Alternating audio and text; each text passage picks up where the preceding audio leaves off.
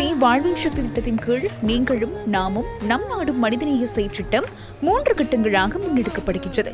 முதற்கட்டத்தின் கீழ் டிட்வா சூறாவளியால் வீடுகள் முற்றாக சேதமடைந்த மக்களுக்கு உலர்நோவு உள்ளிட்ட அத்தியாவசிய பொருட்கள் 10 நாட்களில் வழங்கப்பட்டன.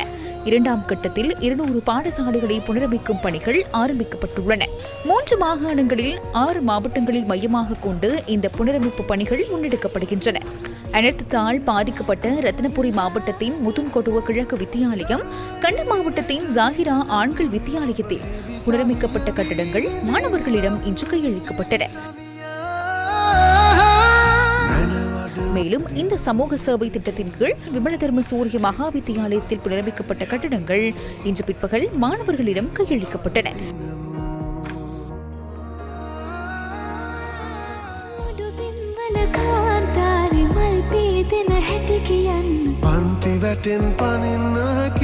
LULC வாழ்வின் சக்தி சமூக பணி திட்டம் எமது நாட்டு மக்களின் நலனுக்காக முன்னெடுக்கப்படுகின்றது.